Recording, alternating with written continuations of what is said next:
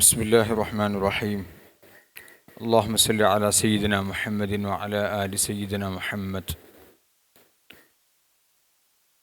Educating gen alpha പാരമ്പര്യത്തെ നിർവചിക്കുന്നു എന്ന വിഷയത്തിലുള്ള ഒരു സംഭാഷണമാണ്, ഒരു സംസാരമാണ് ഇനി ഇവിടെ നടക്കാൻ പോകുന്നത്. കേരളത്തിലെ ഉലമാഇൻ്റെ എൻഗേജിങ്ങുമായി ബന്ധപ്പെട്ട് നിരന്തരം നമുക്കറിയുന്ന ഒരു പ്രൊഫൈൽ കൂടെയാണ് അഭ്യുന്നതരായ ഡോക്ടർ ഉമറുൽ ഫാറൂഖ് സഖാഫി കോട്ടുമല. ഉസ്താദ് അവരുകളെ വളരെ ആദരപൂർവ്വം ഈ സെഷനിലേക്ക് ഇൻവൈറ്റ് ചെയ്യുകയാണ്.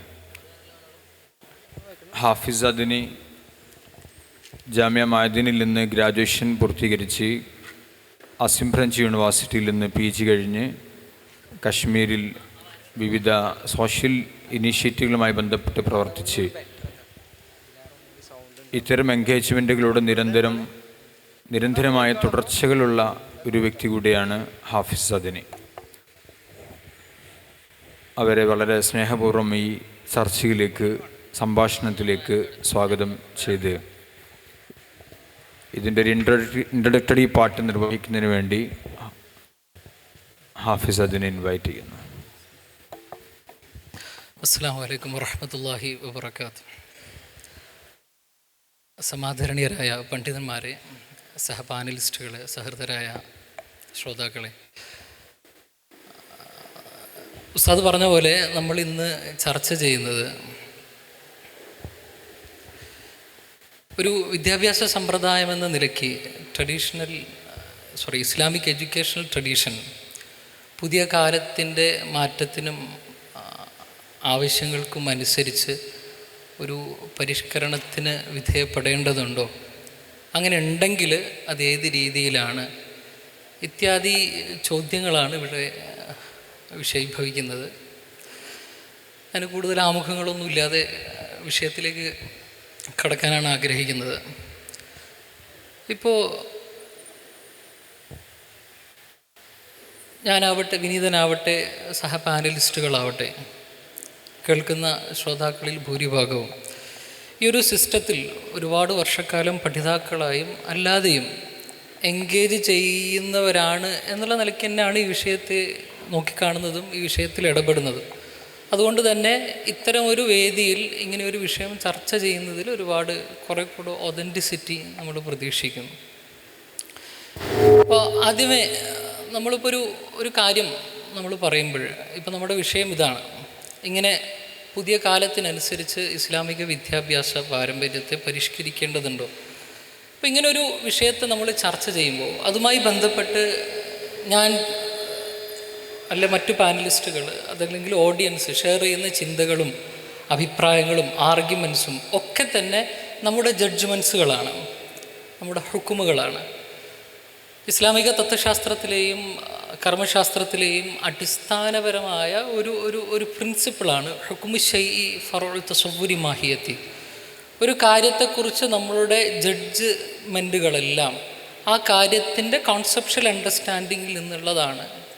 അതല്ലെങ്കിൽ ഒരു കാര്യത്തെ അതിൻ്റെ എസെൻസ്, ആ മാഹിയത്ത് എന്താണ്, അതിൻ്റെ നേച്ചർ നമ്മൾ മനസ്സിലാക്കാതെ അതുമായി ബന്ധപ്പെട്ട ജഡ്ജ്മെൻറ്റുകൾക്ക് വലിയ പ്രസക്തിയില്ല. അതുകൊണ്ട് തന്നെ എനിക്ക് തോന്നുന്നു ആദ്യമായി നമ്മൾ ചോദിച്ച് തുടങ്ങേണ്ടത് എന്താണ് വിദ്യാഭ്യാസം. ഇസ്ലാമിക പരിപ്രേക്ഷ്യത്തിൽ ഇസ്ലാം എഡ്യൂക്കേഷൻ എന്ന് പറയുന്ന കോൺസെപ്റ്റ് എന്താണ്, അത് കൃത്യമായി നിർവചിക്കപ്പെടേണ്ടതുണ്ട് എന്ന് ഞാൻ മനസ്സിലാക്കുന്നു. ആ ഉപരിതലത്തിൽ നിന്ന് കൊണ്ട് മാത്രമേ നമുക്ക് മുന്നോട്ടുള്ള ആർഗ്യുമെൻറ്റ്സ് ഡെവലപ്പ് ചെയ്യാൻ പറ്റുകയുള്ളൂ. എന്താണ് ഇസ്ലാമിക വിദ്യാഭ്യാസം? ഇസ്ലാമിക വിദ്യാഭ്യാസത്തിൻ്റെ വിഖ്യാതനായ ഫിലോസഫറും അതുപോലെ തന്നെ വലിയ പണ്ഡിതനൊക്കെ ആയിട്ടുള്ള സയ്യിദ് നഖീബുൽ അത്താസ്, അവിടുത്തെ ദ കോൺസെപ്റ്റ് ഓഫ് എഡ്യൂക്കേഷൻ ഇസ്ലാം എന്ന് പറയുന്ന പുസ്തകത്തിൽ അദ്ദേഹം നൽകിയ വളരെ ഇൻട്രസ്റ്റിംഗ് ആയിട്ടുള്ളൊരു ഡെഫിനിഷൻ ഉണ്ട്. നമ്മളൊക്കെ വളരെ ആഴത്തിൽ ചിന്തിച്ച് മനസ്സിലാക്കേണ്ട ഒരു ഡെഫിനിഷനാണ്. അദ്ദേഹം പറയുന്നത്, the recognition and acknowledgement progressively instilled into man of the proper places of things in the order of creation such that leads to the recognition and acknowledgement of the proper places of God in the order of being in existence.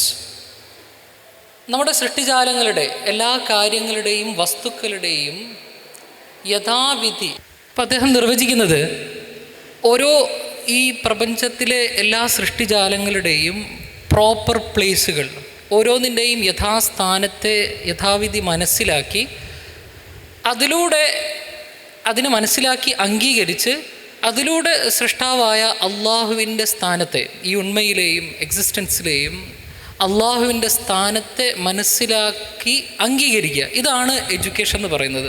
അപ്പോൾ അടിസ്ഥാനപരമായി നമ്മൾ അറബിയിൽ തഅലീം എന്ന് പറയുന്ന താരതമ്യേന modern construct ആയിട്ടുള്ള education എന്നൊരു വാർപ്പിലേക്ക് പാരമ്പര്യ ഇസ്ലാമിക വിദ്യാഭ്യാസത്തെ ഒതുക്കുക സാധ്യമല്ല. അതിൻ്റെ പ്രധാനപ്പെട്ട കാരണം തഅലീം എന്നുള്ളൊരു കോൺസെപ്റ്റിനേക്കാൾ ചരിത്രപരമായിട്ട് നമുക്ക് നോക്കിക്കഴിഞ്ഞാൽ മനസ്സിലാവുക തഅദീബ് എന്നോ തർബിയത്ത് എന്നോ ഒക്കെയാണ് നമുക്ക് കാണാൻ പറ്റുക.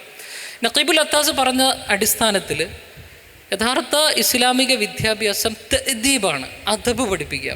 വളുഉ ശൈഇ ഫീ മഹല്ലി, ഓരോന്നിനെയും അതിൻ്റെ സ്ഥാനത്തേക്ക് ചേർക്കാൻ, അതിൻ്റെ സ്ഥാനത്തായിട്ട് മനസ്സിലാക്കാനുള്ള വകതിരിവും വിവേകവുമാണ്. ഇതിൽ ഹിക്മത്തുണ്ട്, ഇതിൽ അദലുണ്ട്. ഇതാണ് ഇസ്ലാമിലെ വളരെ വളരെ ഇൻട്രസ്റ്റിംഗ് ആയിട്ടുള്ള, വളരെ കോംപ്രിഹെൻസീവായിട്ട് ഇസ്ലാമിക് എഡ്യൂക്കേഷന് നഖീബുൽ അത്താസ് നിർവചിച്ച് വെച്ചിരിക്കുന്നത്. ഇതിൽ 2 പോയിന്റുകൾ നമുക്ക് വളരെ പ്രധാനപ്പെട്ടതായിട്ട് കാണാം.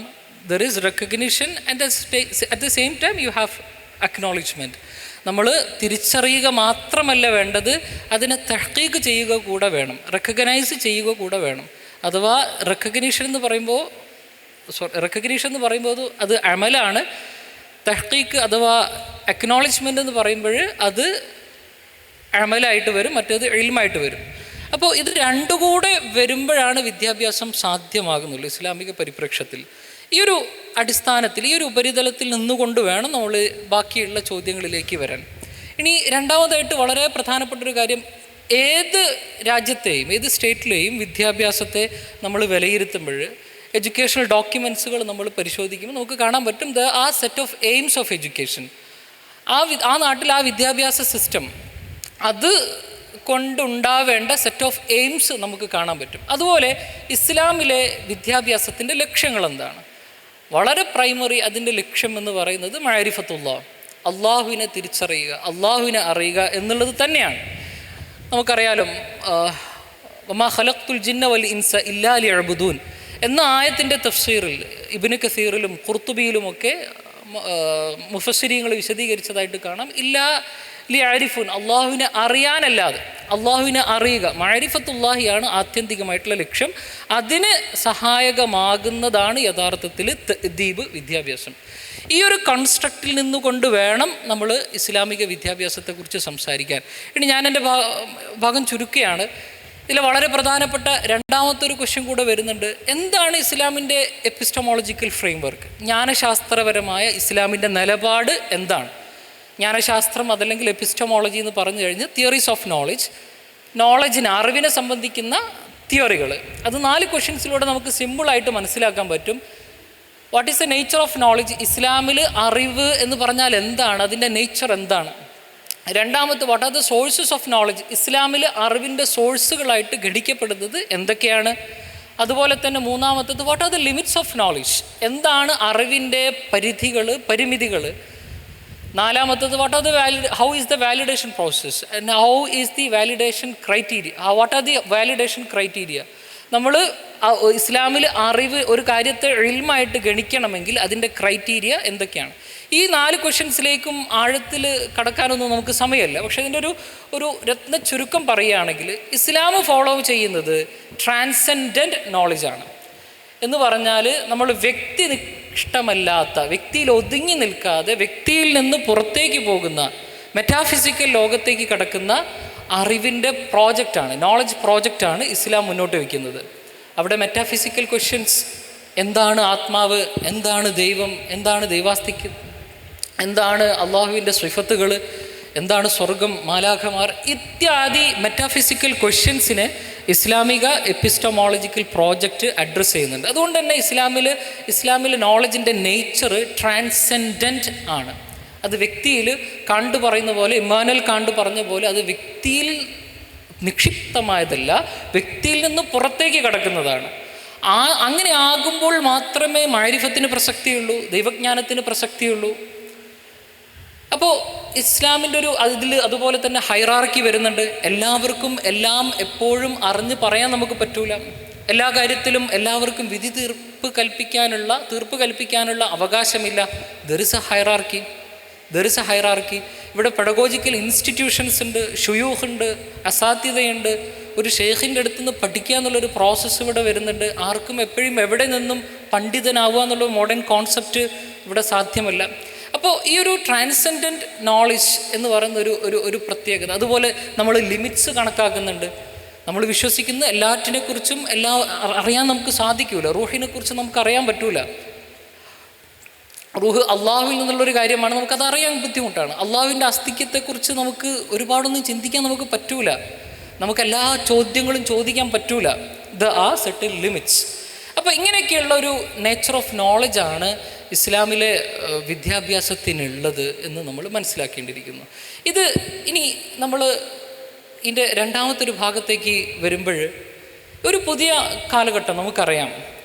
This is an age of transhumanism and എ ഐയുടെയും ട്രാൻസ്ഹ്യൂമനിസത്തിൻ്റെയും കാലഘട്ടമാണ്.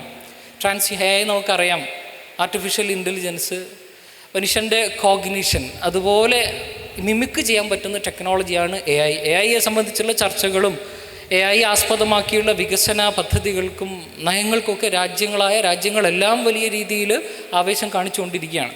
അപ്പോൾ this is an age of A I. അതുപോലെ തന്നെ ട്രാൻസ്ഹ്യൂമനിസം എന്ന് പറഞ്ഞാൽ എല്ലാവരും കേട്ടിട്ടുണ്ട്. എലോൺ മസ്കിനെ എല്ലാവരും കേട്ടിട്ടില്ലേ? ട്രാൻസ്ഹ്യൂമനിസം എന്ന് പറയുന്നത് വിച്ച് മീൻസ് അതിൻ്റെ ബേസിക് കോൺസെപ്റ്റ് വരുന്നത് ടെക്നോളജി ഉപയോഗിച്ചുകൊണ്ട് മനുഷ്യൻ്റെ എല്ലാ പരിമിതികളെയും നമുക്ക് മറികടക്കാൻ സാധ്യമാണ്. ഈവൻ മരണത്തെപ്പോലും നമുക്ക് മറികടക്കാൻ സാധ്യമാണ് എന്ന വിശ്വാസത്തിൽ അധിഷ്ഠിതമായ ഒരു ടെക്നോളജിക്കൽ ആൻഡ് ഫിലോസഫിക്കൽ പ്രോജക്റ്റാണ് ശരിക്കും ട്രാൻസ്ഹ്യൂമനിസം. എലോൺ മസ്കിൻ്റെ ന്യൂറാലിങ്ക് എന്ന് പറയുന്ന ചിപ്പ് നമ്മൾ തലച്ചോറിൽ ഘടിപ്പിക്കുമ്പോൾ നമ്മുടെ ഓർമ്മയെയും നമ്മുടെ വികാരങ്ങളെയും തീരുമാനങ്ങളെയൊക്കെ കാലിഫോർണിയയിൽ ഇരിക്കുന്ന ഒരാൾക്ക് നിയന്ത്രിക്കാൻ പറ്റുക എന്നുള്ളൊരവസ്ഥ. അഥവാ മനുഷ്യൻ കേവലം ഒരു ബയോളജിക്കൽ ബീയിങ്ങിൽ നിന്ന് ഒരു ടെക്നോളജിക്കൽ ബീയിങ്ങിലേക്ക് പരിവർത്തിക്കപ്പെടുന്ന ഒരവസ്ഥ. ഇതാണ് ട്രാൻസ്ഹ്യൂമനിസം എന്ന് പറയുന്നത്. ആ കാലഘട്ടത്തിലേക്കാണ് നമ്മൾ പോയിക്കൊണ്ടിരിക്കുന്നത്. അതല്ലെങ്കിൽ ഇതിനോടകം നമ്മൾ എത്തിച്ചേർന്നിട്ടുണ്ട്. അപ്പോൾ ഈ ഒരു കാലഘട്ടത്തിൽ പരമ്പരാഗത വിദ്യാഭ്യാസത്തിൻ്റെ പ്രസക്തി എന്താണ്? ഇപ്പം ഞാൻ നേരത്തെ കാണ്ടിനെ ഞാൻ സൂചിപ്പിച്ചു. ഇമാനുവൽ കാണ്ടിൻ്റെ നോളജ് പ്രോജക്റ്റ്, എപ്പിസ്റ്റമോളജിക്കൽ പ്രോജക്റ്റ്, ജ്ഞാനശാസ്ത്രപരമായ പ്രോജക്റ്റ് ട്രാൻസെൻഡൻ്റൽ ആണ്, അഥവാ വ്യക്തിനിഷ്ഠമായത്. മനുഷ്യന് ഈ മെറ്റാഫിസിക്കലായുള്ള അള്ളാഹുവിൻ്റെ ദൈവത്തെക്കുറിച്ച് മനുഷ്യന് അറിയാൻ സാധിക്കില്ല. മലായികത്തിനെ കുറിച്ച് മനുഷ്യർക്ക് അറിയാൻ പറ്റൂല. അതല്ലെങ്കിൽ ജിന്നുകളെക്കുറിച്ചോ അല്ലെങ്കിൽ ആത്മാവിനെക്കുറിച്ചോ മനുഷ്യന് അറിയാൻ പറ്റൂല. ഇതാണ് ഇമാനുവൽ കാണ്ട് മുന്നോട്ട് വയ്ക്കുന്ന ജ്ഞാനപദ്ധതി. അതിൽ ഹൈറാർക്കി ഇല്ല. നിങ്ങൾക്ക് വീട്ടിലിരുന്നിട്ട് ഒരു ലാപ്ടോപ്പ് ഉണ്ടെങ്കിൽ ആർക്കും ഒരു പണ്ഡിതനാവാം. അതുപോലെ തന്നെ പ്രത്യേക സ്ഥലകാലങ്ങൾക്ക് അധിഷ്ഠിതമായ നമ്മൾ ഉർഫ് എന്നൊക്കെ പറയുന്ന പോലെ ഇപ്പോൾ നമ്മുടെ കോണ്ടെക്സ്റ്റുകൾക്കൊരു പ്രസക്തിയില്ല, നാട്ടു നടപ്പുകൾക്ക് പ്രസക്തിയില്ല. വളരെ ഫ്ലാറ്റായിട്ടുള്ളൊരു ടോപ്പോഗ്രഫിയാണ് ഇമാനുവൽ കാണ്ടിൻ്റെ കാഴ്ചപ്പാടിൽ അറിവ് എന്ന് പറയുന്നത്. അതിനെയാണ് വലിയ രീതിയിൽ ഇന്ന് മോഡേൺ അക്കാഡമിയ അല്ലെങ്കിൽ സെക്യുലർ അക്കാഡമിയ സ്വീകരിച്ചു വരുന്നത്. മനസ്സിലായില്ല? നമ്മുടെ ഇൻ്റർനെറ്റ് ആയാലും സോഷ്യൽ മീഡിയ ആയി കഴിഞ്ഞാലും ഇനി മെറ്റാവേഴ്സിലൊക്കെയും ആസ്പദമാകുന്നത് ഇമാനുവൽ കാണ്ടിൻ്റെ ട്രാൻസെൻഡൻ്റൽ എപ്പിസ്റ്റമോളജിക്കൽ പ്രോജക്റ്റാണ്. ഇത് രണ്ടാണെന്നുള്ളതാണ് ആദ്യമായി നമ്മൾ മനസ്സിലാക്കേണ്ടത്. ഇസ്ലാമിക ജ്ഞാന പാരമ്പര്യവും പുതിയ കാണ്ടിയൻ ഈ പുതിയ കാലത്ത് നമ്മൾ കാണുന്ന അറിവിൻ്റെ ലോകം വലിയ രീതിയിൽ ഫോളോ ചെയ്യുന്നതും രണ്ടാണ്. ഇതിനെ രണ്ടിനെയും കൂട്ടിക്കെട്ടാൻ നമുക്ക് സാധിക്കില്ല എന്നുള്ളതാണ് നമ്മൾ മനസ്സിലാക്കേണ്ടത്. നമ്മളിപ്പോഴൊക്കെ സമന്വയ വിദ്യാഭ്യാസം എന്ന് നമ്മൾ പറയുമ്പോൾ ഞാൻ അതിൻ്റെ ഒരു സാങ്കത്യത്തെയോ സാധുതയോ ഒന്ന് ക്വസ്റ്റ്യൻ ചെയ്യല്ല. പക്ഷേ നമ്മൾ വീണ്ടും ചിന്തിക്കേണ്ടതുണ്ട്. വി ഹാവ് ടു പ്രോബ്ലമാറ്റൈസ് അതിനെ. നമ്മൾ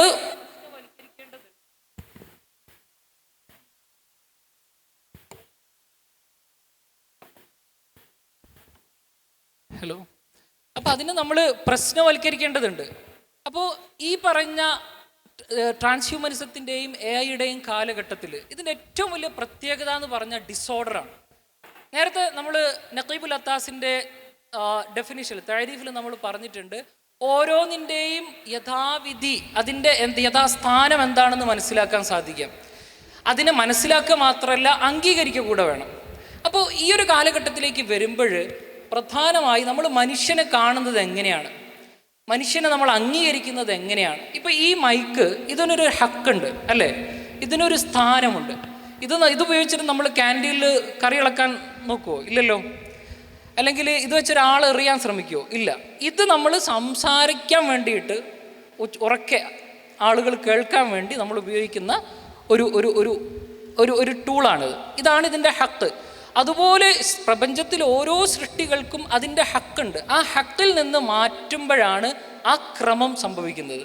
അതുകൊണ്ട് ഈ ലോകത്തിൻ്റെ ട്രാൻസ്ഹ്യൂമനിസ്റ്റ് ലോകത്തിൻ്റെയും AI-യുടെ ഈ യുഗത്തിൻ്റെയും ഏറ്റവും പ്രധാനപ്പെട്ട പ്രത്യേകത ദുൽമാണ്. അഥവാ ഒന്നും അതിൻ്റെ മഹല്ലിലല്ല വലു ചെയ്യപ്പെട്ടത്, ഒന്നും അതിൻ്റെ സ്ഥാനത്തല്ല സംഭവിക്കുന്നത്.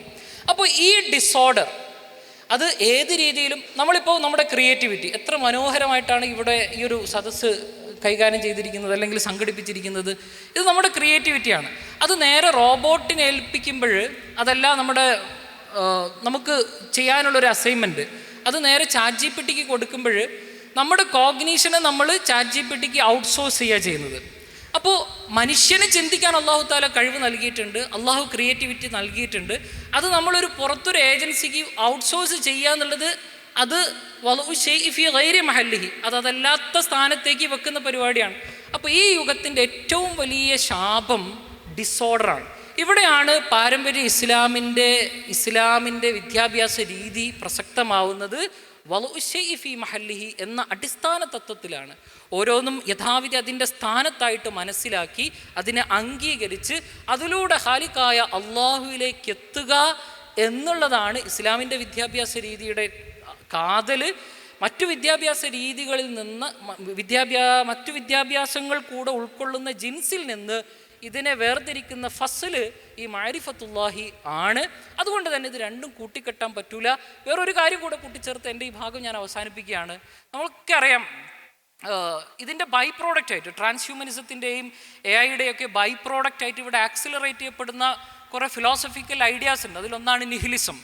നിഹിലിസം എന്ന് പറഞ്ഞാൽ ഒന്നിലൊരു മീനിങ് ഇല്ല, നമ്മൾ വെറുതെ ഈ ലോകത്തേക്ക് ജനിച്ചു, വെറുതെ അടിച്ചു പൊളിക്കുക, വെറുതെ ലക്ഷ്യങ്ങളൊന്നുമില്ല. ഇതാണ് നിഹിലിസം. ഈ നിഹിലിസം വലിയ രീതിയിൽ വ്യാപകമായ രീതിയിൽ നമ്മൾ സോഷ്യൽ മീഡിയയിലൂടെ, സിനിമകളിലൂടെ, പുതിയ ട്രെൻഡുകളിലൂടെ, കൾച്ചറൽ കറൻസുകളിലൂടെ വലിയ രീതിയിൽ വിനിമയം ചെയ്യപ്പെടുന്നുണ്ട്, പ്രൊഡ്യൂസ് ചെയ്യപ്പെടുന്നുണ്ട്, അല്ലെ ആക്സിലറേറ്റ് ചെയ്യപ്പെടുന്നുണ്ട്. അതുപോലെ തന്നെ റിലേറ്റിവിസം, എനിക്ക് എൻ്റെ ശരി, നിനക്ക് നിൻ്റെ ശരി, എനിക്ക് എൻ്റെ സത്യം, നിനക്ക് നിൻ്റെ സത്യം, അങ്ങനെയൊന്നുമില്ല. സത്യം യൂണിവേഴ്സലാണ്, അത് എല്ലാവർക്കും ഓരോ സത്യം, അങ്ങനെയൊന്നുമില്ല. അപ്പം ഇങ്ങനത്തെ റിലേറ്റിവിസം, നിഹിലിസം. ഇപ്പം നിഹിലിസത്തെക്കുറിച്ച് പറയുമ്പോൾ നമുക്ക് അടിസ്ഥാനപരമായി ഇസ്ലാമിൻ്റെ ഒരു ആശയമാണ് മീൻ ഹുസ്നി ഇസ്ലാമിൽ മർഇ തർക്കുഹു മാ ലാ യഅനി, മീനിങ് ഇല്ലാത്ത കാര്യത്തിലൊന്നും നമ്മൾ എൻഗേജ് ചെയ്യാൻ പാടില്ല എന്നുള്ളത്. ഈ ഒരു അടിസ്ഥാന ആശയത്തെയാണ് ആര് പൊളിക്കുന്നത്? നിഹിലിസം പൊളിക്കുന്നത്. അപ്പോൾ ഇങ്ങനെയുള്ളൊരു ലോകത്ത് ഓരോന്നിൻ്റെയും അതത് സ്ഥാനത്ത് നിർത്തി മനസ്സിലാക്കി അള്ളാഹുവിൻ്റെ സ്ഥാനത്തേക്ക് നമ്മളെ മനസ്സിലാക്കി നമ്മൾ പ്രാപ്തമാക്കുന്ന പാരമ്പര്യ വിദ്യാഭ്യാസം ഇവിടെ നിലനിൽക്കണം. അതിന് യാതൊരു വിധത്തിലുള്ള അപചയങ്ങളും സംഭവിച്ചുകൂടാ എന്നുള്ളൊരു ഇൻട്രൊഡക്ഷൻ തന്നുകൊണ്ട് ഈ ഡിസ്കഷൻ ഓപ്പൺ ചെയ്യും.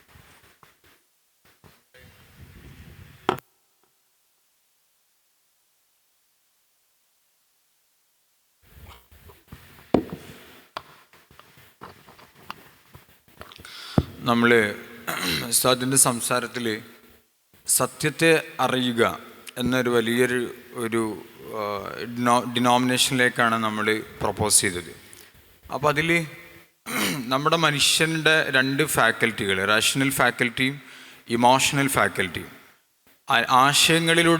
ആശയവ്യവഹാരങ്ങളിലൂടെ സത്യം കാണുക എന്നത് ഒരു ഭാഗത്ത്, അനുഭവങ്ങളിലൂടെ സത്യം കാണുക എന്നത് മറ്റൊരു ഭാഗത്ത്. ഇങ്ങനെ ഈ രണ്ട് ഫാക്കൽറ്റികളും മനുഷ്യൻ്റെ ബ്രെയിനിൽ ഉള്ളിലുണ്ട്. ഇങ്ങനെ ഈ രണ്ട് ബേസിൽ നിന്ന് മനുഷ്യൻ ചിന്തിക്കുകയാണ്. ഈ റാഷണൽ ഫാക്കൽറ്റി, ഇമോഷണൽ ഫാക്കൽറ്റി ഒക്കെയുള്ള ഈ മനുഷ്യൻ്റെ സത്യാന്വേഷണ സഞ്ചാരത്തിൻ്റെ മാധ്യമം, മീഡിയം സെലക്ട് ചെയ്യുന്നിടത്താണ് ഇൻ്റഗ്രേഷൻ സംഭവിക്കുന്നത്. അതായത് നമുക്ക് എവിടെയാണ് സത്യം എന്ന് കണ്ടെത്തുന്നതിൻ്റെ മാധ്യമം നമ്മൾ ഡിസ്കസ് ചെയ്യുമ്പോഴാണ് ഇൻ്റഗ്രേറ്റഡ് സമന്വയം വിദ്യാഭ്യാസം എന്നൊക്കെയുള്ള ചർച്ചകളിലേക്ക് പോകുന്നത്. ഈ സമന്വയ വിദ്യാഭ്യാസത്തിന് തന്നെ എനിക്ക് തോന്നുന്നു, ഇപ്പം നമ്മൾ റീഡ് ചെയ്യുന്ന സമയത്ത് അതിൻ്റെ ഒരു മൂന്നാമത്തെ സ്റ്റെപ്പിലേക്കാണ് നമ്മളിവിടെ എത്തി നിൽക്കുന്നതെന്നാണ് മനസ്സിലാവുന്നത്. ആദ്യം എംപിരിക്കലിസം ഒക്കെ കഴിഞ്ഞ് ഐഡിയലിസം കോമ്പൗണ്ട് ചെയ്ത് ഇൻഡക്റ്റീവിസം ഡിഡക്റ്റീവിസം ചർച്ച ചെയ്ത് ഇസ്തിഖ്റാഉം ഖിയാസും ഡിസ്കസ് ചെയ്ത ഒരു കാലം. അത് കഴിഞ്ഞ് സെക്യുലർ വിദ്യാഭ്യാസം, റിലീജിയൻ വിദ്യാഭ്യാസം എന്ന് ഡിഫൈൻ ചെയ്ത രണ്ടാമത്തെ ഒരു സ്റ്റെപ്പ്. അത് കഴിഞ്ഞ് അതിൻ്റെ ഒരു മൂന്നാമത്തെ ഒരു അപ്ഡേഷനിലാണ് ഇപ്പോൾ നമ്മൾക്ക് എത്തി നിൽക്കുന്നത് എന്നതിനെ പ്രാഥമികമായി വിലയിരുത്താമെന്ന് മനസ്സിലാവുന്നു. അപ്പോൾ ഈ 3 എൻഗേജ്മെൻറ്റുകളെയും, ഫാറൂഖ് ഉസ്താദിനെ സംബന്ധിച്ചിടത്തോളം ഈ 3 എൻഗേജ്മെൻറ്റുകളെയും ജൈവികമായി തന്നെ ഇടപെട്ട ഒരു പ്രൊഫൈൽ എന്ന നിലയ്ക്ക് ഉസ്താദിന് കൂടുതൽ കാര്യങ്ങൾ അതിൽ നമ്മോട് സംസാരിക്കാനുണ്ടാവും.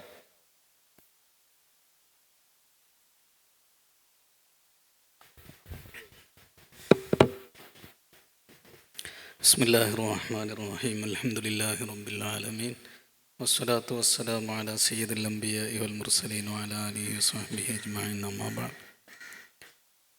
വളരെ പ്രഗത്ഭരായ 2 അദനികൾക്കിടയിൽ ഞാനിങ്ങനെ സ്വയം എന്താ പറയുക, കത്തിക്കൊണ്ടിരിക്കുകയായിരുന്നു. സമയം കഴിഞ്ഞ് 1 മണിയായിരുന്നെങ്കിൽ വല്ലാണ്ട് എണീറ്റ് പോകാം എന്നുള്ളതിൽക്കൊന്ന് വാച്ചിലിങ്ങനെ നോക്കി നിൽക്കുകയായിരുന്നു. ഏതായാലും വളരെ ഫിലോസഫിക്കലായിട്ട് ഒരുപക്ഷെ കൂടിയിരിക്കുന്ന എല്ലാവർക്കും വേണ്ടത്ര മനസ്സിലാകാത്ത വളരെ കണ്ടൻ്റുള്ള 2 ജുനൈദ് അദനി കുറഞ്ഞ സമയമാണ് സംസാരിച്ചതെങ്കിലും കണ്ടൻ്റുള്ള കാര്യങ്ങളാണ് പറഞ്ഞത്. മൈബദിയും ഷറുൽ ഖാഇദിൻ്റെ ആദ്യ ഭാഗങ്ങളൊക്കെ ഓതിയവർക്ക് കൂടുതൽ മനസ്സിലാകുന്ന, വായനാശീലമുള്ളവർക്ക് കുറച്ചും കൂടി അധികം മനസ്സിലാകുന്ന ചില കാര്യങ്ങൾ. അപ്പോൾ ഇതിൻ്റെ എവിടുന്ന് എങ്ങനെ തുടങ്ങണം എന്നുള്ളത് ഞാൻ നോട്ട് ചെയ്താത്തതുകൊണ്ട് എൻ്റെ മനസ്സിൽ ഓർഡറില്ല. പക്ഷേ ഒരു കാര്യം എനിക്ക് പറയാനുള്ളത്, നഖീബുൽ അത്താസ് കൊടുത്ത ഡെഫിനിഷനാണ് ശരിക്കും നമ്മൾ ഇൽമുൽ ഹിക്മത്തിന് നമ്മുടെ മൈബദയിൽ കൊടുത്ത ഒരു ഡെഫിനിഷൻ. ലോകത്ത് ഈ ഇൽമിനെ, അല്ലെങ്കിൽ നമ്മൾ പറയുന്ന ഈ വിദ്യാഭ്യാസത്തെ, അല്ലെങ്കിൽ വിദ്യയെ, അല്ലെങ്കിൽ നോളേജിനെ ഒക്കെ ഡിഫൈൻ ചെയ്യുന്നിടത്ത് വ്യത്യസ്തമായ അഭിപ്രായങ്ങളുണ്ട്.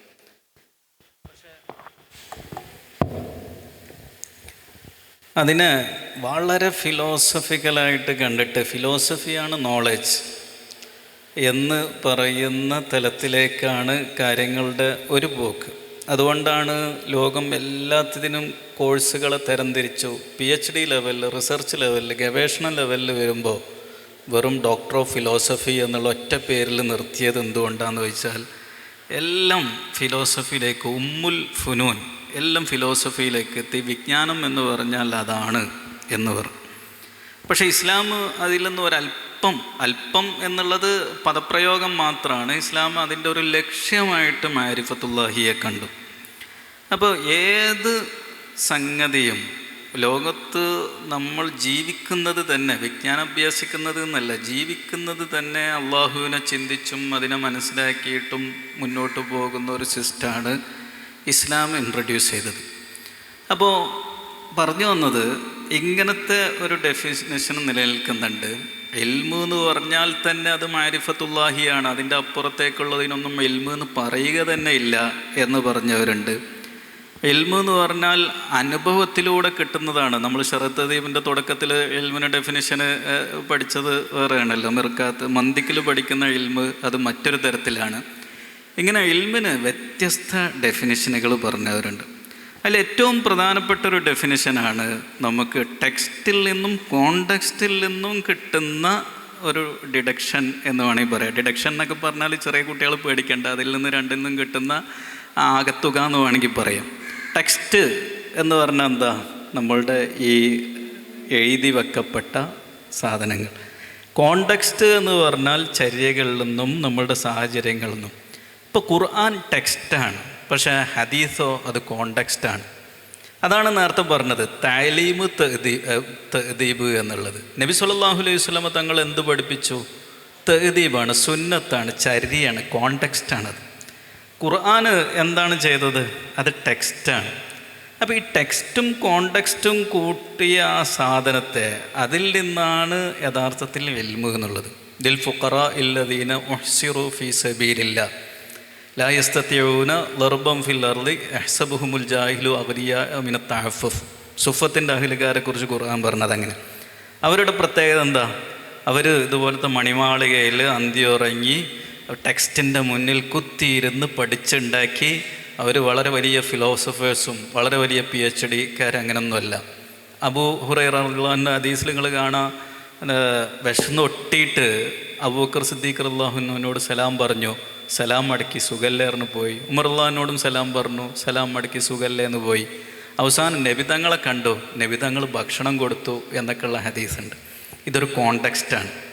ജീവിതം അബൂ ഹുറൈറക്ക് നബിതങ്ങൾ ആദ്യം തന്നെ കുറച്ച് ഭക്ഷണം കൊടുക്കാമായിരുന്നു. പക്ഷേ അവിടെ ചില കോണ്ടെക്സ്റ്റുകൾ സൃഷ്ടിക്കപ്പെടുന്നു. വിശക്കാനുള്ള മാനസികാവസ്ഥ, ഇങ്ങനെയൊക്കെ പല കോണ്ടെക്സ്റ്റുകൾ അവിടെ ക്രിയേറ്റ് ചെയ്ത് അതിൽ നിന്ന് നോളേജ് ഉണ്ടാക്കുക ചെയ്ത്. അപ്പോൾ ഇങ്ങനെ എന്നാൽ ടെക്സ്റ്റ് അവർ അവഗണിച്ചോ? ഇല്ല, ടെക്സ്റ്റ് ശരിക്ക് പഠിക്കുന്നു, അതുപോലെ കോണ്ടെക്സ്റ്റ് ഉണ്ടാക്കി പഠിക്കുന്നു. അപ്പോൾ ഈ ടെക്സ്റ്റിൽ നിന്നും കോണ്ടെക്സ്റ്റിൽ നിന്നുമുള്ള ഒരു പഠന രീതിയാണ് ഇസ്ലാമിൻ്റെ പഠന രീതി.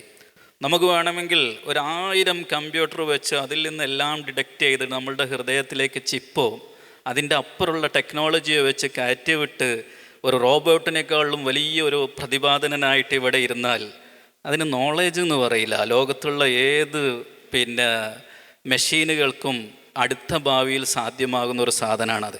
പക്ഷേ കോണ്ടെക്സ്റ്റിൽ നിന്ന് ചില കാര്യങ്ങൾ മനസ്സിലാക്കി ഈ ലോകത്തിൻ്റെ ലീഡർഷിപ്പിലേക്ക് വന്ന്, ലീഡർഷിപ്പ് എന്ന് പറഞ്ഞാൽ എനിക്ക് എന്നെ ലീഡർ ചെയ്യണം, എനിക്ക് ഒരുപാട് ഓർഗൻസ് ഉണ്ട്, അവയവങ്ങളുണ്ട്. ഈ ഓർഗൻസിനൊക്കെ ഞാൻ വളരെ നല്ല നിലക്ക് മെയിൻറ്റെയിൻ ചെയ്യുമ്പോഴാണ് ഞാൻ എന്നുള്ളൊരു വ്യക്തി ഉണ്ടാകുന്നത്. എൻ്റെ കുടുംബത്തിലെ എല്ലാ വ്യക്തികളെയും ഞാൻ ശരിക്കും ലീഡ് ചെയ്യണം, അപ്പോഴാണ് കുടുംബം എന്നുള്ള ഒരു സംവിധാനം ഉണ്ടാകുന്നത്. സ്ഥാപനം, രാഷ്ട്രം, സമൂഹം ഒക്കെ എങ്ങനെ ഉണ്ടാകുന്നത്.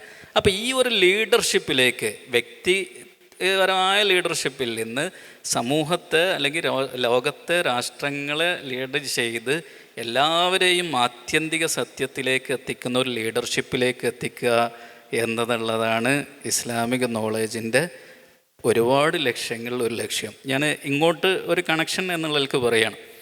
അപ്പോൾ ഈ അദനി ഉസ്താദ് പറഞ്ഞ ഡെഫിനിഷനും ഫിലോസഫിക്കലായിട്ടുള്ള കാര്യങ്ങളിൽ നിന്ന് അത് ജുനൈദ് അദനി ഉസ്താദിൻ്റെ അടുത്ത് എത്തുമ്പോൾ നമ്മൾ ഈ ടെക്സ്റ്റിൽ നിന്നും കോണ്ടെക്സ്റ്റിൽ നിന്നും ഒരുപാട് ജീവിക്കാൻ പഠിച്ചു. ഏറ്റവും പ്രധാനം, മുസ്ലിം ഫലസ്തീനിൽ 1000കണക്കിന് ബോംബ് വർഷിക്കുമ്പോഴും ആ മക്കൾ എന്തുകൊണ്ട് ചിരിക്കുന്നു? അതാണ് ഇസ്ലാമിൻ്റെ പ്രത്യേകത. ജീവിക്കാൻ പഠിച്ചു. അത് എവിടെ നിന്ന് പഠിച്ചു? നേരത്തെ അബൂ ഹുറൈറൻ്റെ ഹദീസിൽ നിന്ന് നമുക്ക് മനസ്സിലായി. ഇങ്ങനെ ഒരുപാട് ഹദീസുകൾ ജീവിക്കാൻ പഠിച്ചു. ഇത് ജീവിക്കാൻ പഠിക്കാതെ ഒരു കമ്പ്യൂട്ടറിൻ്റെ ഉള്ളിലുള്ള മൊത്തം നോളേജും നമ്മളെ തലച്ചോറിലുണ്ട് എന്ന് പറഞ്ഞതുകൊണ്ട് എന്ത് കാര്യം ഈ ലോകത്തുള്ളത്? അപ്പോൾ ഇത് രണ്ടും കൂടി പഠിച്ചതിന് ശേഷം, ഇത് രണ്ടും കൂടി പഠിച്ചവർ എന്തു ചെയ്തു? ലോകത്തെ അവർ ജീവിപ്പിക്കുകയും ചെയ്തു. അപ്പോൾ നിങ്ങൾ കഴിഞ്ഞ 8 നൂറ്റാണ്ട്, കഴിഞ്ഞ 8 നൂറ്റാണ്ടോ 10 നൂറ്റാണ്ടോ ലോകത്തിൻ്റെ നബിതങ്ങൾ വന്നതിന് ശേഷമുള്ളൊരു 8 നൂറ്റാണ്ട് കാലത്ത്, ആ കാലം ഞാൻ പറയുന്നില്ല, വളരെ ഗോൾഡൻ ഏജ് ആയിരുന്നു എന്നൊക്കെ നമ്മൾ കേട്ടിട്ടുണ്ട്.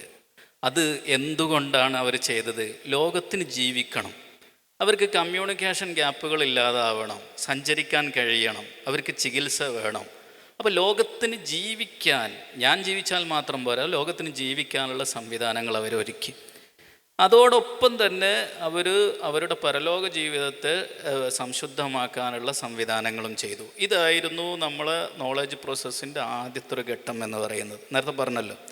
പിന്നീട് എന്ത് ചെയ്തു എന്ന് ചോദിച്ചാൽ, ലോകം ഇങ്ങനെ മുന്നോട്ട് പോകുന്നിടത്തോളം ഒരു കാലത്ത് ഇതിനൊക്കെ ഒന്നായി കണ്ടവർ എല്ലാ മതത്തിലും ഒന്ന് തന്നെയായിരുന്നു. ക്രിസ്തു മതത്തിലാവട്ടെ മറ്റു മതങ്ങളിലാവട്ടെ എല്ലാം ഇതിനെ ഒന്നായിട്ടാണ് കണ്ടത്. അവരതിനവർ. പക്ഷേ യൂറോപ്പിൽ നവോത്ഥാനം വന്നപ്പോൾ ഇത് രണ്ടിനെ രണ്ടായി കണ്ടു.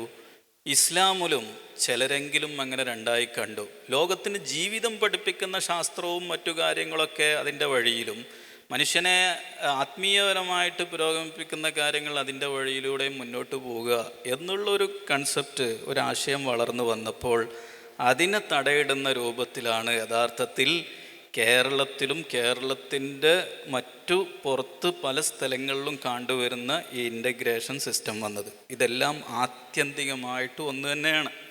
ഇതിൻ്റെ അപ്പുറത്തേക്ക് ഒന്നുമില്ല. ഒന്ന് കോണ്ടെക്സ്റ്റിൽ നിന്നാണ്, ഒന്ന് ടെക്സ്റ്റിൽ നിന്നാണ്, അല്ലെങ്കിൽ രണ്ടിൽ നിന്നും കിട്ടുന്നതാണ്.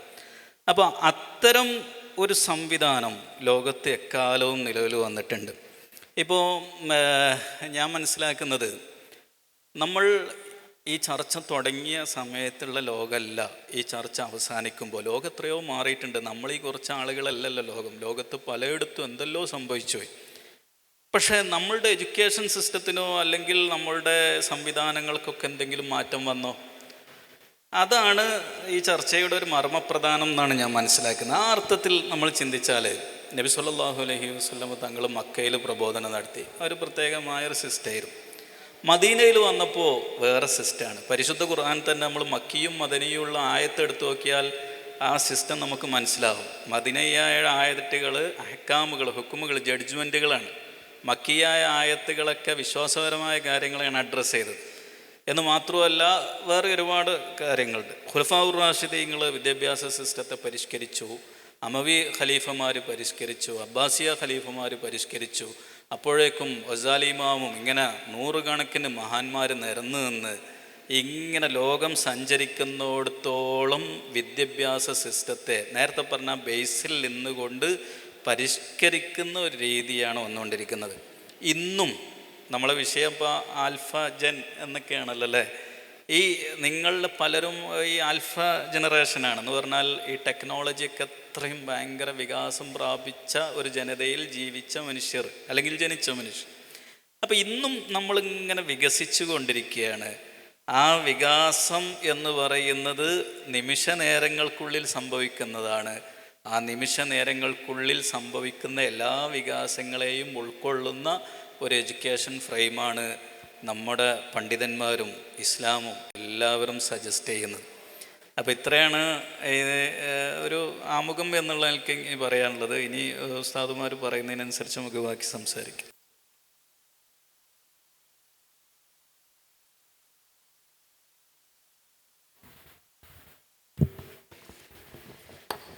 നമുക്ക് ഈ ഡിസ്കഷൻ്റെ ഒരു പ്രൊഡക്ടിവിറ്റി സൂക്ഷിക്കുന്നതിന് ഒരു ഇതുമായി ബന്ധപ്പെട്ടൊരു ക്വസ്റ്റ്യൻ നമ്മളൊക്കെ കൂടുതലായിട്ട് എൻഗേജ് ചെയ്യുന്ന ഒരു മേഖലയെക്കുറിച്ചാണ് ഇവിടെ സംസാരിച്ചുകൊണ്ടിരിക്കുന്നത്. രണ്ടും നല്ല റൂട്ടിൽ തന്നെയാണ്. പിന്നെ ഇൻട്രൊഡക്ഷനായിട്ട് നോളജിൻ്റെ ഒരു തോട്ട് പ്രോസസ്സിനെ കുറിച്ച് സംസാരിച്ചു, അതിൻ്റെ ഒരു അപ്ഡേഷനെ കുറിച്ച് ഉസ്താദ് സംസാരിച്ചു. അപ്പോൾ ഇനി ഈ ഒരു തജ്ദീദ് എന്നത് ഉലമാ അംഗീകരിച്ചൊരു ടേമാണ്. നമ്മുടെ ബേസിക്കായ കാര്യങ്ങളൊക്കെ നഷ്ടപ്പെടാതെ, ഇപ്പോൾ വുളു എടുക്കുന്ന ഒരു പണ്ട് നമ്മൾ കിണറ്റിൽ നിന്ന് അല്ലെങ്കിൽ പുഴയിൽ നിന്ന് വുളു എടുത്തത് ഇന്ന് നമ്മൾ ടാപ്പിൽ നിന്ന് വുളു എടുക്കുന്നു. കണ്ടന്റ് അവിടെ മാറിയിട്ടില്ല. അപ്പോൾ തജ്ദീദ് മുജദ്ദദ് ആ ഒരു അപ്ഡേറ്റഡ് ആയ വേർഷൻ ഇന്ന് സംഭവിച്ചുകൊണ്ടിരിക്കുന്നുള്ള സത്യമാണ്. അപ്പോൾ ഈ പുതിയ കാലത്തിൻ്റെ ദഅ്വാ സിസ്റ്റത്തെക്കുറിച്ച് ഇപ്പോൾ നമ്മൾ ഈ മെത്തഡോളജി, ഇൻഡക്റ്റീവ്, ഡിഡക്റ്റീവ് ഇങ്ങനെയൊക്കെ കുറേ ടേംസിലൊക്കെ കടന്ന് ഡിസ്കസ് ചെയ്യുന്നത് കുറേ മുൻപ് ഇപ്പോൾ ഫത്തുഹുൽ മുയിലൊക്കെ ഹൈദിൻ്റെ വിഷയങ്ങൾ ഡിസ്കസ് ചെയ്ത സമയത്ത് അവിടെ ഇസ്തിഖ്റാഇനെ കുറിച്ച് പറഞ്ഞിട്ടുണ്ട്. അപ്പോൾ പിന്നെ കള്ള് അത് ഹറാമാകൽ അതിൻ്റെ ഒരു പ്രോസസ്സിനെ കുറിച്ച് അത് തർദീദാക്കിയ രൂപങ്ങളൊക്കെ നമുക്ക് എല്ലാവർക്കും അറിയും. അപ്പോൾ പണ്ട് നമ്മുടെ ഉലമാ അത്തരം കാര്യങ്ങളൊക്കെ വളരെ എൻഗേജ്ഡ് ആയിരുന്നു. പിന്നീട് വന്ന ഒരു ജനറേഷന് ചെറിയ ചില മാറ്റങ്ങളൊക്കെ സംഭവിച്ചിട്ടുണ്ട്. അപ്പോൾ പുതിയൊരു കാലത്ത് ഇത്രയും ടെക്നോളജി ഒക്കെ വികാസം പ്രാപിച്ചു, നമ്മൾ ഒരുപാട് ആളുകൾ ഇങ്ങനെയൊക്കെ ചിന്തിക്കുന്ന ഒരു പുതിയൊരു ജനറേഷൻ വളർന്നു വരുന്നു. അപ്പോൾ ഇങ്ങനെയുള്ളൊരു പുതിയ കാലത്ത് നമ്മുടെ ഒരു ദഅ്വാ സംവിധാനങ്ങൾ, അതിനെക്കുറിച്ചുള്ള ഒരു ചിന്തകൾ ആണ്. അത് നിങ്ങളുടെ ഭാഗത്തുനിന്ന് എന്തെങ്കിലും ചോദ്യങ്ങളുണ്ടെങ്കിൽ അങ്ങനെ ആകാം, അല്ലെങ്കിൽ ഉസ്താദ്മാർ അതിന് ഒരു ക്ലാരിഫിക്കേഷൻ നമുക്ക് തരും. എങ്ങനെ ആവണം ഈ ഒരു തജ്ദീദിൻ്റെ ഒരു കാലം എന്നൊക്കെ വിളിക്കപ്പെടുന്ന ഈ ഒരു സമയത്ത്. ഓരോ കാലവും തജ്ദീദ് തന്നെയാണ്. പക്ഷേ ഈ ഒരു പുതിയൊരു ജനറേഷനിലെ നമ്മുടെ കിതാബിയായ ടെക്സ്റ്റൽ പഠനങ്ങളും പുതിയ എൻഗേജ്മെൻറ്റുകളോട് നമ്മൾ എങ്ങനെ അപ്രോച്ച് ചെയ്യണം എന്നതിനെക്കുറിച്ചുള്ളൊരു ക്ലാരിഫിക്കേഷൻ ഉസ്താദ്മാർ നമ്മോട് സംസാരിക്കും. എന്തെങ്കിലും ക്വസ്റ്റ്യൻസ് ഉണ്ടെങ്കിലും ചോദിക്കാം. നമ്മുടെ സമയം ഇങ്ങനെ അവസാനിക്കുന്നതാണ്. തജ്ദീദ് ലോകത്തെപ്പോഴും നടന്നിട്ടുണ്ട്. മുജദ്ദിദുമാർക്ക് വലിയ കൂലിയുണ്ട്. തജ്ദീദേ പോസിബിൾ ഉള്ളൂ ഇസ്ലാമിൽ. റീകൺസ്ട്രക്റ്റ് ചെയ്യുക, പൊളിച്ചിട്ട് മറ്റൊന്ന് സ്ഥാപിക്കുക എന്നുള്ളത് തജ്ദീദല്ല. ഇപ്പോൾ ചിലർ അതിനു വേണ്ടിയിട്ടാണ് ശ്രമിക്കാറ്. ഒരു ബിൽഡിങ് അതിനെ പൂർണ്ണമായിട്ടും പൊളിച്ച് പുതിയൊരു ബിൽഡിങ് സ്ഥാപിക്കുന്നതെങ്കിൽ അതിന് തജ്ദീദ് എന്നല്ല പറയുക, അതിന് വേറെ പല പേരുമാണ് പറയുക. തജ്ദീദ് എന്ന് പറഞ്ഞാൽ നിലവിലുള്ള വീടിനെ അവിടെ നിലനിർത്തി അതിന് ഏറ്റവും മോഡേണൈസ് ആയിട്ട് എല്ലാ സൗകര്യങ്ങളും അതിലെങ്ങനെ ഫെസിലിറ്റേറ്റ് ചെയ്യാം എന്നുള്ളതിനാണ് തജ്ദീദ് എന്ന് പറയുക. ഈ അർത്ഥത്തിലാണ് ഞാൻ നേരത്തെ പറഞ്ഞത്, ലോകത്ത് നബിത്തങ്ങളുടെ ആ 23 പ്രബോധന കാലഘട്ടത്തിൽ തന്നെ വ്യത്യസ്തമായ തജ്ദീദുകൾക്ക് വിധേയമായിട്ടുണ്ട്. മക്ക കാലഘട്ടം മദീന കാലഘട്ടം ഒരുപോലെയല്ല. ഈ കാലഘട്ടത്തിലും തജ്ദീദ് ആവശ്യമാണ്. 2010 മുമ്പുള്ള ദേവാ കോളേജിലെ സ്റ്റുഡൻസ് അല്ല 2010 ശേഷമോ 12 ശേഷമുള്ള തജ്ദീദ് നിന്നത്. ഇപ്പോൾ കോളേജുകളൊക്കെ അതിനനുസരിച്ച് മാറിക്കൊണ്ടിരിക്കുന്നുണ്ട്. ഏറ്റവും വലിയ മാറ്റം എന്താണെന്ന് വെച്ചാൽ കസ്റ്റമൈസേഷൻ എന്നുള്ള ഒരു രീതിയിലേക്ക് നമ്മളുടെ സ്ഥാപനങ്ങളൊക്കെ മാറി. 10 കുട്ടികൾ ഒരു കോളേജിലുണ്ട് എന്നുണ്ടെങ്കിൽ എല്ലാവർക്കും ഒരു സിലബസും ഒരു എക്സാമൊക്കെ നടക്കുന്നുണ്ട്. അത് ലോകത്തിൻ്റെ ഒരു ക്രമമാണ്, അതങ്ങനെ നടക്കും ചെയ്യും. പക്ഷെ ഓരോ കുട്ടിയെയും കസ്റ്റമൈസ് ചെയ്യുന്നുണ്ട്, സ്ഥാപനവുമായിട്ട് കസ്റ്റമൈസ് ചെയ്യുന്നുണ്ട്, അവൻ്റെ കഴിവും സമൂഹവും തമ്മിൽ കസ്റ്റമൈസ് ചെയ്യുന്നുണ്ട്. അങ്ങനെ ഓരോരുത്തർക്കും ആവശ്യമുള്ളത് നൽകുന്ന രൂപത്തിലുള്ള ഒരു കസ്റ്റമൈസേഷൻ നമ്മളുടെ സ്ഥാപനങ്ങളിലൊക്കെ വന്നിട്ടുണ്ട്. ആ അർത്ഥത്തിൽ തജ്ദീദ് എല്ലാ നിലക്കും നമ്മൾ സ്വീകരിക്കുകയും നടന്നുകൊണ്ടിരിക്കുകയും ചെയ്യുന്നുണ്ട്. പിന്നെ ലോകത്ത് നമ്മളുടെ ഈ എഡ്യൂക്കേഷൻ സിസ്റ്റം തുടങ്ങിയ അന്ന് മുതൽ തന്നെയുള്ള ഒരു പ്രത്യേകത എന്താ? Critical thinking and problem solving.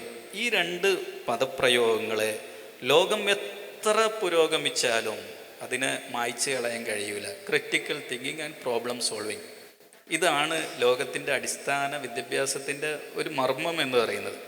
ഇത് ഇസ്ലാമിക വിദ്യാഭ്യാസത്തിൽ പ്രോത്സാഹിപ്പിക്കുന്ന, നമ്മളെ ഈ വിദ്യാഭ്യാസ സിസ്റ്റത്തിൽ പ്രോത്സാഹിപ്പിക്കുന്നത് പോലെ ലോകത്തെവിടെയും പ്രോത്സാഹിപ്പിക്കുന്നില്ല. ഏത് ഉസ്താദും പോഡിയത്തിൽ വന്നിരുന്നിട്ട് 2 കാര്യങ്ങളാണ് കുട്ടികളെ മോട്ടിവേറ്റ് ചെയ്യുന്നത്. ഒന്ന്, നിങ്ങൾ ക്രിട്ടിക്കലായിട്ട് എന്തും ചോദിച്ചോളൂ, അതിന് എത്രയും ചോദിക്കുക, എങ്ങനെ ആയിട്ടും ക്രിട്ടിക്കലായിട്ട് തിങ്ക് ചെയ്യാം. മറ്റൊന്ന് പ്രോബ്ലം സോൾവിങ്, നമ്മൾ ഓരോ പ്രശ്നങ്ങളെയാണ് അഡ്രസ്സ് ചെയ്യുന്നത്. പ്രത്യേകിച്ചും ഫിഖ്ഹിൽ ഫത്വ കൊടുക്കുക എന്ന് പറഞ്ഞാൽ എന്താ? ഫത്വ കൊടുക്കുക കാരണം പ്രോബ്ലം സോൾവിങ് ആണ്. അവിടെ ഒരു പ്രോബ്ലം ഉണ്ട്, അത് സോൾവ് ചെയ്യുന്നു. ഫത്താവുകൾ പ്രോബ്ലം സോൾവിങ് ആണ്. എപ്പോഴും നമ്മൾ എഴുത്തിറാള്, നമ്മളെ കിതാബുകളിൽ എഴുത്തിറാള് എന്നാണ് പറയുക, എഴുത്തിറാള് ഉണ്ടാക്കുന്നു എന്നിട്ട് അതിന് ജവാബ് പറയുന്നു. പ്രോബ്ലം സോൾവിങ് ആണ്. അപ്പോൾ നമ്മൾ ഇന്നത്തെ കാലത്ത് വളരെ വലിയ സംഗതിയാണ് എന്ന് പലരും കൊട്ടിഘോഷിക്കപ്പെടുന്ന സംഗതികൾ പോലും നമ്മൾ എഡ്യൂക്കേഷൻ സിസ്റ്റത്തിൽ, ഇസ്ലാമിക് എഡ്യൂക്കേഷൻ സിസ്റ്റത്തിൽ, അല്ലെങ്കിൽ നമ്മൾ ഇത്രയും കാലം ഫോളോ ചെയ്ത സിസ്റ്റത്തിൽ അതൊക്കെ ചിരപുരാതനമാണ്, പഴയ കാലത്ത് തന്നെ നമ്മൾ കേട്ടുകൊണ്ടിരിക്കുന്നതാണ്. പിന്നെ എവിടെയാണ് നമുക്ക് ഗ്യാപ്പ് വന്നത്? ഈ ടെക്നോളജി ഇങ്ങനെ വികസിക്കുന്നതിനനുസരിച്ച് ഇപ്പോൾ ARഉം VR അതുപോലെ ഇത് തമ്മിലുള്ള മിക്സായിട്ടുള്ള ചില റെപ്രസെൻറ്റേഷൻസുകളും അതുപോലെ ആർട്ടിഫിഷ്യൽ ഇൻ്റലിജൻസും ഇങ്ങനെ വ്യത്യസ്തമായ സംഗതികൾ ലോകത്തിങ്ങനെ വരുമ്പോൾ അതിനെ ഇൻ്റഗ്രേറ്റ് ചെയ്യുന്നതിൽ നമ്മൾ ബാക്കിലാണ് എന്നുള്ളൊരു ചില കുട്ടികൾക്കെങ്കിലും ഉണ്ടാവും. അതിനെ ഇൻ്റഗ്രേറ്റ് ചെയ്യുന്നതിൽ ലോകത്ത് ആരും വിജയിച്ചിട്ടില്ല എന്നുള്ള അഭിപ്രായക്കാരനാണ് ഞാൻ. ആരാണ് വിജയിച്ചത്? എത്ര കോടികൾ ഗവൺമെൻറ് ഫണ്ട് ചെയ്താലും അക്കാലഘട്ടത്തിലെ അതേ സിസ്റ്റത്തിനനുസരിച്ച് വിദ്യാർത്ഥികളുടെ പഠനത്തെ മാറ്റിയെടുത്ത് അപ്ഡേറ്റ് ആയിട്ട് മുന്നോട്ട് കൊണ്ടുപോകാൻ ഒരു സർക്കാരിനും സാധിച്ചിട്ടില്ല. ലോകത്തെവിടെയും സാധിച്ചിട്ടില്ല, ഇന്ത്യയിൽ എന്ന് മാത്രമല്ല. കാരണം എന്താണെന്ന് വെച്ചാൽ ശാസ്ത്രം മുന്നോട്ട് പോകുന്ന അതേ സ്പീഡിൽ എഡ്യൂക്കേഷൻ സിസ്റ്റത്തെ മുന്നോട്ട് നയിക്കാനൊന്നും കഴിയൂല. അതിന് ഒരു ലാഗ് ഉണ്ടാവും. ആ ലാഗ് വെച്ച് നോക്കുമ്പോൾ നമ്മൾ എത്രമാത്രം ലാഗ്ഡാണ് എന്നുള്ളത് ചിന്തിക്കേണ്ടതാണ്. പക്ഷേ എങ്കിലും നമ്മളുടെ സിസ്റ്റത്തിൽ ഇങ്ങനെ ഇന്നോവേഷൻ വരുന്നുണ്ട്. എനിക്ക് കുട്ടികളോട് നിങ്ങളോടൊക്കെ പറയാനുള്ളത്, നമ്മുടെ മനസ്സിൽ ജനിക്കേണ്ടത് എപ്പോഴും ഇന്നോവേഷനാണ്. കേരളത്തിലെ ദേവാ കോളേജുകൾക്ക് അല്ലെങ്കിൽ ഇൻ്റഗ്രേറ്റഡ് വിദ്യാഭ്യാസ സിസ്റ്റങ്ങൾക്ക് ഒരു പുതിയൊരു ബദൽ സംവിധാനം, 30 വർഷം മുമ്പ് വന്നൊരു സംവിധാനമല്ലത്. ഇതിന് ഇനിയൊരു ബദൽ സംവിധാനം നമുക്ക് ചിന്തിക്കാൻ പാടില്ല എന്ന് ആരും പറഞ്ഞിട്ടില്ല. മഖ്ദൂമുമാർ സിലബസ് ഇൻട്രൊഡ്യൂസ് ചെയ്തു, ചാലിയത്ത് ശാലിയാത്ത് ഇൻട്രൊഡ്യൂസോ അതുപോലെ ഒരുപാട് ആൾക്കാർ ഇൻട്രൊഡ്യൂസ് ചെയ്തൊരു കേരളത്തിലാണ് നമ്മളുള്ളത്. അതുകൊണ്ട് നിങ്ങളുടെ മനസ്സിൽ ഈ ലോകത്തെ സയൻസിനെ കീഴ്പ്പെടുത്തുന്ന രൂപത്തിലുള്ള ഒരു പുതിയ സിസ്റ്റമൊക്കെ അത്തരം തജ്ദീദിൻ്റെ ആശയങ്ങൾ നിങ്ങളുടെ മനസ്സിൽ വരണം എന്നാണ് എനിക്ക് നിങ്ങളോട് ഓർമ്മപ്പെടുത്താനുള്ളത്. ഏത് സംവിധാനം ലോകത്ത് വന്നാലും അതിൻ്റെ ഒരു റൂട്ടിലൂടെ നമ്മൾ ഇന്നത്തെ കരിക്കുലത്തിലൂടെ സഞ്ചരിക്കുന്നുണ്ട് എന്ന് നമുക്ക് മനസ്സിലാക്കാൻ പറ്റും എന്നും കൂടിയാണ് ഞാൻ പറഞ്ഞതിൻ്റെ അർത്ഥം.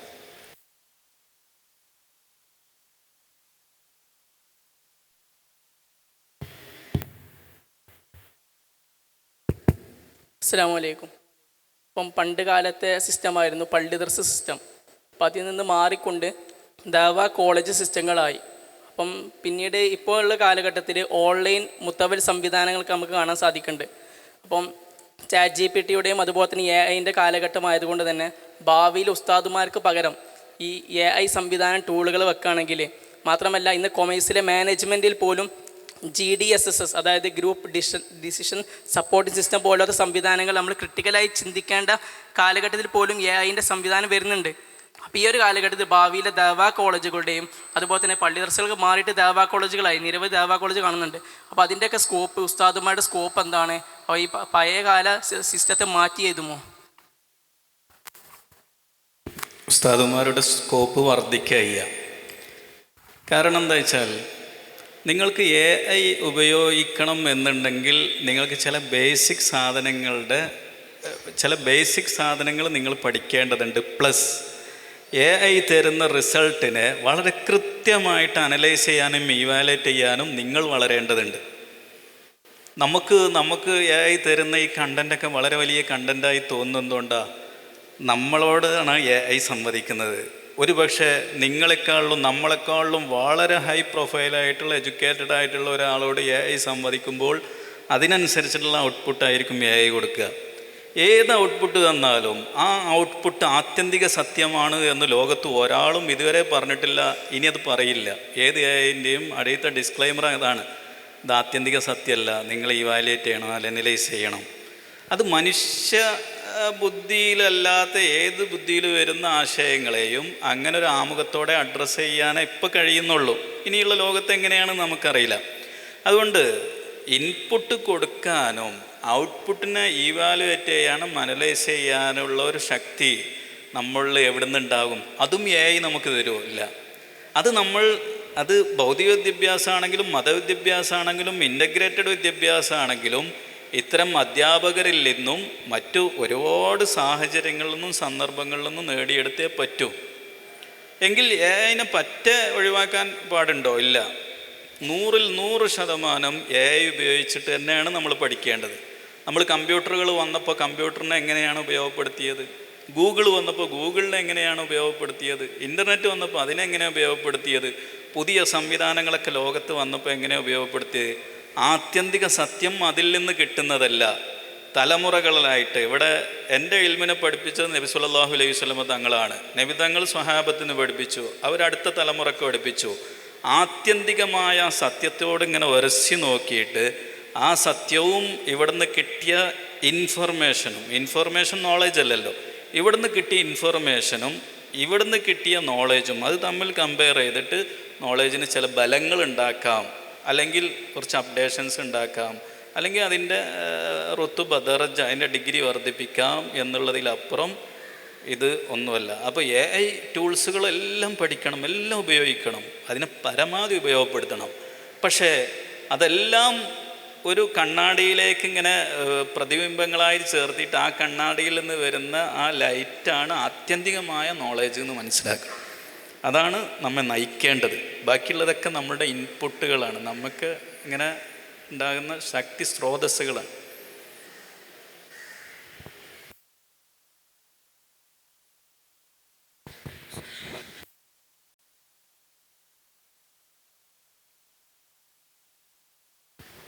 എനിക്ക് ആ ചോദ്യത്തോട് അത്ര പോപ്പുലർ അല്ലാത്തൊരു ആൻസറാണുള്ളത്. കാരണം എനിക്കിതിൽ കുറച്ച് കൺസേൺസ് എന്താണെന്ന് ചോദിച്ചു കഴിഞ്ഞാൽ, നമ്മളിപ്പോൾ ഈ ടെക്നോളജിയെക്കുറിച്ച് പറയുമ്പോൾ അത് AI ആണെങ്കിലും മറ്റു എക്സ്പൊണൻഷ്യൽ ടെക്നോളജി ഏതും ആവട്ടെ, these are not just technological revolution. ഇത് കേവലം സാങ്കേതിക വിപ്ലവങ്ങളായിട്ട് നമ്മൾ കാണുമ്പോൾ അവിടെ പ്രശ്നമുണ്ട്.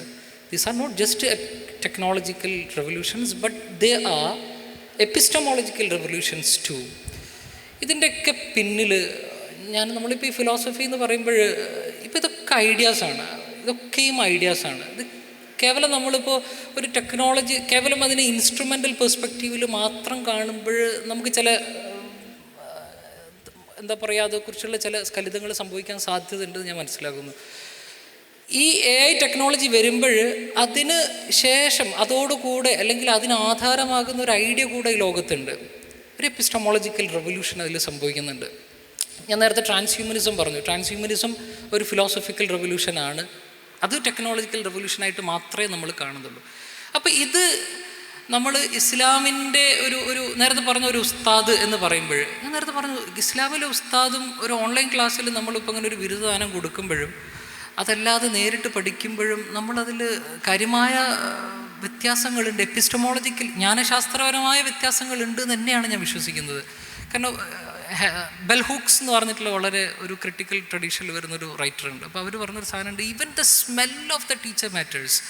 ഒരു അധ്യാപികയുടെ മണം പോലും വിജ്ഞാന പഠന പ്രക്രിയയിൽ പ്രസക്തമാവുന്നുണ്ട് എന്നുള്ളതാണ്. അപ്പോൾ ഇസ്ലാമിലെ ഈ പറഞ്ഞ പോലെ അതോറിറ്റി ആരൊക്കെയാണ്? ഇപ്പോൾ ജാക്കിർ നായിക്കിൻ്റെ ഈ അടുത്ത് ഞാനൊരു വീഡിയോ കണ്ടു. ജാക്കിർ നായിക്ക് ഇപ്പോൾ ഓൺലൈൻ ക്ലാസ് എന്ന് പറയുമ്പോൾ ജാക്കിർ നായിക്ക് ഇപ്പോൾ യൂട്യൂബ് തുറന്ന ആർക്കും ജാക്കിർ നായിക്കിനെ കാണാം. ഇപ്പോൾ കേരളത്തിലെ പ്രത്യേക ഒരു സാഹചര്യത്തിൽ നമ്മളിപ്പോൾ ഒരു മസല പറയുമ്പോൾ, ഒരു ഫത്വ കൊടുക്കുമ്പോൾ ചോദിക്കുന്ന ആൾക്കനുസരിച്ച്, ചോദിക്കുന്ന ആളുടെ നാടിനനുസരിച്ചൊക്കെ കസ്റ്റമൈസേഷൻ സംഭവിക്കുന്നുണ്ട്. ഇപ്പോൾ ജാക്കിർ നായിക്ക് ഇപ്പോൾ മാസ്റ്റർബേഷനെ കുറിച്ചൊരു അഭിപ്രായം പറയുമ്പോൾ ഇബ്നു അബ്ബാസിന് അങ്ങനെ അഭിപ്രായമുണ്ട്, ഇമാം ഷാഫിക്ക് അങ്ങനെ അഭിപ്രായമുണ്ട്, എൻ്റെ അഭിപ്രായം പറ്റുന്ന കേട്ടോ എന്ന രീതിയിൽ ജാക്കിർ നായിക്ക് പറയുക. അപ്പോൾ ഈ അതോറിറ്റിയുടെ പ്രശ്നം അവിടെ ഇല്ലേ? നമ്മളിപ്പോൾ അങ്ങനെ ഒരു ഓൺലൈൻ ട്രഡീഷനിലേക്ക് വരുമ്പോൾ അതോറിറ്റിയുടെ പ്രശ്നം വരുന്നുണ്ട്. അതുപോലെ തന്നെ ഇങ്ങനെ ഞാൻ പറയുന്നത് ഒരു ടെക്നോളജി ഇൻസ്ട്രുമെൻ്റലി നമ്മുടെ സൗകര്യങ്ങൾ കൂട്ടുമ്പോൾ തന്നെ അത് എപ്പിസ്റ്റമോളജി നമ്മൾ ഇതിലേക്ക് വരുമ്പോൾ കേട്ടോ, നമ്മുടെ വിദ്യാഭ്യാസത്തിലേക്ക് വരുമ്പോൾ എപ്പിസ്റ്റമോളജിക്കലി ഇപ്പുറത്ത് നമുക്ക് കുറേ നഷ്ടങ്ങൾ സംഭവിക്കുന്നുണ്ട്. അത് നമ്മൾ വളരെ കൺസേൺഡായിട്ട് കാണണം തന്നെയാണ് ഞാൻ വിശ്വസിക്കുന്നത്. കാരണം ഇതൊക്കെയും ഈ ടെക്നോളജിയൊക്കെയും ഒരു ഐഡിയയുടെ പുറത്താണ് സംഭവിക്കുന്നത്. ആ ഐഡിയക്ക് കോൺസിക്വൻസസ് ഉണ്ട്. ആ കോൺസിക്വൻസസ് അതിൻ്റെ നെത്തീജകളുണ്ട്. ആ നെത്തീജകൾ നമ്മുടെ വിശ്വാസത്തെ എങ്ങനെ സ്വാധീനിക്കും? ഞാനൊരൊറ്റ എക്സാമ്പിൾ പറയാം. ഈ അടുത്ത് അസിംബ്രഞ്ച് യൂണിവേഴ്സിറ്റിയിൽ നിന്ന് ഞങ്ങളിങ്ങനെ ലൈബ്രറിയിൽ പഴയ ഇമാമിയങ്ങളെ കുറിച്ച് ഇങ്ങനെ ചർച്ച ചെയ്യുക. അപ്പോൾ കേരളത്തിലെ വളരെ പ്രശസ്തമായിട്ടുള്ളൊരു മത പഠന സമന്വയ കേന്ദ്രത്തിൽ നിന്ന് വന്നൊരാൾ, ഒരു വിദ്യാർത്ഥി, അപ്പോൾ ഇങ്ങനെ സംസാരിക്കുമ്പോൾ അതിന് ഇമാമിയങ്ങളുടെ ഇടയിലും ഷാഫി ഇമാമിൻ്റെ ഇവരുടെ ഇടയിലൊക്കെ പൊളിറ്റിക്സ് ഉണ്ടായിരുന്നല്ലോ, അഥവാ സനത് വാങ്ങി തഹ്സീലായെന്ന് കണക്കാക്കപ്പെടുന്ന ഒരാളുടെ ഭാഗത്ത് നിന്ന് വന്നൊരു കമൻ്റാണ് ഈ പറയുന്നത്. അപ്പോൾ ഇത് നമ്മൾ എന്താ പറയുക, ഏത് രീതിയിലാണ് ഈ ഒരു ഇൻറ്റഗ്രേഷൻ നമ്മളെ ഇതിൻ്റെ മറ്റൊരു ഭാഗമായിട്ട് ഞാൻ പറയുന്നത്, ഏത് രീതിയിലാണ് ദുസ്വാധീനം ചെലുത്തുന്നുള്ളതെന്ന് കൂടെ നമ്മൾ കണ്ണ് തുറന്ന് കാണേണ്ടതുണ്ടെന്ന് ഞാൻ മനസ്സിലാക്കും. At the same time technology വേണ്ട എന്നുള്ളൊരു പ്രൊപ്പോസിഷൻ നമുക്ക് ആർക്കുമില്ല. പക്ഷേ ഇങ്ങനെ ഒരു ഭാഗം കൂടെ ഇതിനുണ്ട്. അത് കുറേ കൂടെ ഗൗരവതരമായി നമ്മൾ കാണണം എന്ന് എനിക്ക് തോന്നുന്നു. ഒരു മിനിറ്റ്, ഈ ഓൺലൈൻ മുത്തവലിനെ കുറിച്ച് ഞാൻ പറയാൻ വിട്ടുപോയതാണ്. അപ്പോൾ ഓൺലൈൻ മുത്തവലിലൂടെ നമുക്ക് ടെക്സ്റ്റ് കിട്ടി, കോണ്ടെക്സ്റ്റ് കിട്ടിയിട്ടില്ല, അത്ര മനസ്സിലാക്കിയാൽ മതി. അപ്പോൾ വിജ്ഞാനത്തിൻ്റെ ഒരു പാതി കിട്ടി, അല്ലെങ്കിൽ ഒരു ചെറിയ ഭാഗം കിട്ടി, അടുത്ത പാതി കഴിഞ്ഞ 8 വർഷം കൊണ്ടോ 10 വർഷം കൊണ്ടോ ഒക്കെ അവന് നേടിയെടുത്തിട്ടുണ്ടാവാം. അങ്ങനത്തെവർക്കാണല്ലോ ഓൺലൈൻ മുത്തവല് കൊടുക്കുന്നത്. അപ്പോൾ അത്തരം സിസ്റ്റങ്ങളൊക്കെ നമ്മൾ എല്ലാത്തിനെയും പോസിറ്റീവായിട്ട് കാണുക എന്നുള്ളതും കൂടിയും ഇസ്ലാമിക നോളജിൻ്റെ ഒരു പ്രത്യേകതയാണ്. അപ്പോൾ നമ്മൾ ഇത്രയും വലിയൊരു സദസ്സിൽ അത്തരം കാര്യങ്ങളൊക്കെ വളരെ പോസിറ്റീവായിട്ട് കാണുന്നു. പൂർണ്ണമായും അത് ഒരു ഓഫ്ലൈൻ മുത്തവ്വലിൻ്റെ പ്രസക്തി അതിനുണ്ട് എന്ന് പറയാൻ പറ്റില്ലെങ്കിലും അതെല്ലാ അർത്ഥത്തിലും പരാജയമാണെന്ന് പറയാൻ പറ്റില്ല. നോളജിനെ നമ്മൾ ടെക്സ്റ്റ് കൊണ്ടും കോണ്ടെക്സ്റ്റ് കൊണ്ടും കിട്ടും എന്ന് പറയുകയാണെങ്കിൽ ടെക്സ്റ്റ് കൊണ്ട് എന്തായാലും കിട്ടുന്നതിന് തുല്യമാണ് ഈ ഓൺലൈൻ മുത്തവ്വലുകളൊക്കെ. അപ്പോൾ അതിനെ നമ്മൾ പോസിറ്റീവായിട്ട് സമീപിക്കുന്നു.